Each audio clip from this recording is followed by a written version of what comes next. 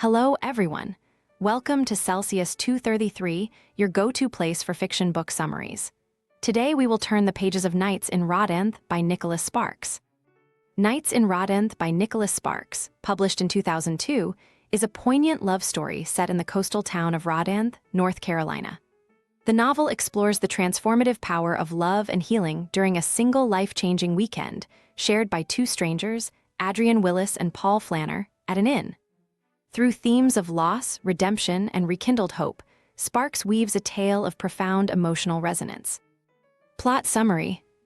On a quiet November evening, Adrienne Willis sat in the stillness of her home, memories stirring like leaves in the wind.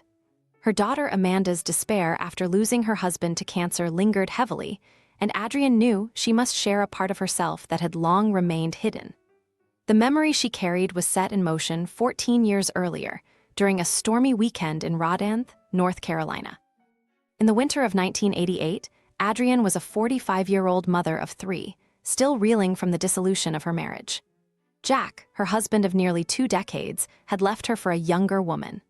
In the years following, Adrienne poured her energy into raising her children and caring for her ailing father, pushing her own needs aside.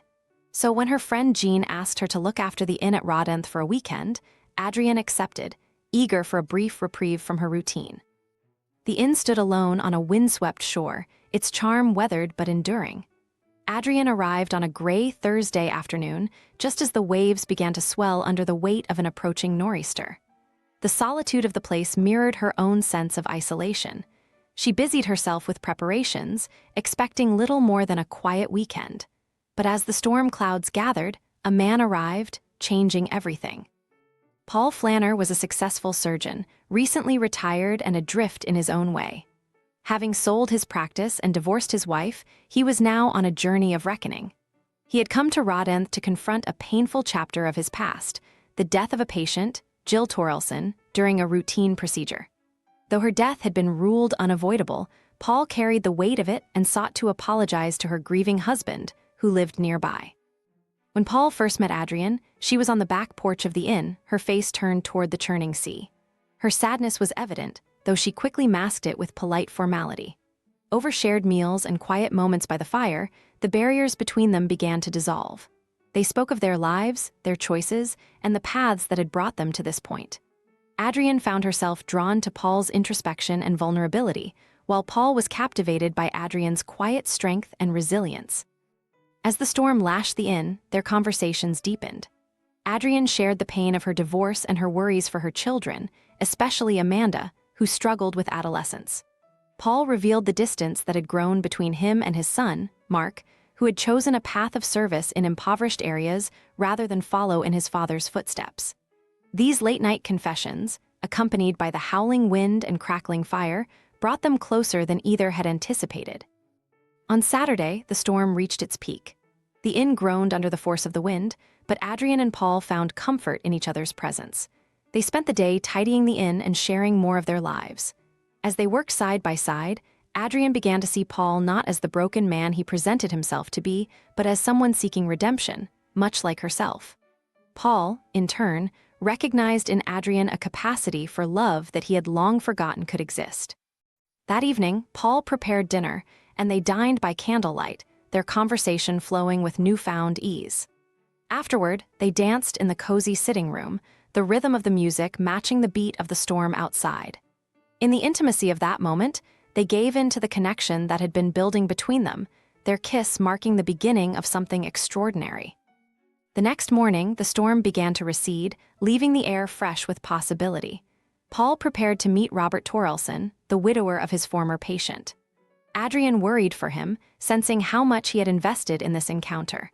When Paul returned, he was visibly shaken but relieved.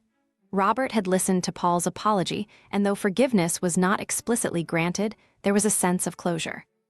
Paul realized that while he could not undo the past, he could strive to live with greater honesty and purpose. Their time together drew to a close, but neither was ready to part. Paul confessed that meeting Adrienne had changed him, and Adrienne, in turn, admitted that Paul had awakened something within her that she thought was lost. They promised to stay in touch, their hopes buoyed by the possibility of a shared future. True to his word, Paul wrote to Adrienne from Ecuador, where he had joined his son Mark at a medical clinic. His letters were filled with longing and hope, chronicling his experiences and his belief that their connection was meant to endure. Adrienne cherished these letters, finding solace in their words and inspiration in Paul's journey. Months passed, and Adrienne eagerly awaited Paul's return. But one day, a letter arrived, not from Paul but from Mark. Paul had died in a landslide while traveling between villages. Adrienne's grief was overwhelming, but she took comfort in the knowledge that Paul had found peace and purpose before his untimely death. Years later, Adrienne remained changed by those days in Rodanthe. Sharing her story with Amanda, she hoped to impart a lesson. That love, no matter how fleeting, has the power to heal and transform. Amanda listened with tearful eyes, inspired by her mother's courage and the reminder that life, even in its impermanence, can hold moments of profound beauty. As Adrienne finished her tale, the rain outside had softened to a gentle patter, a quiet echo of the storm that had once reshaped her world. Looking for more great reads? Be sure to check out other books by Nicholas Sparks. Find them in the description or on Celsius 233. Remember, while our summaries capture the essence, they can never replace the full experience of reading the book.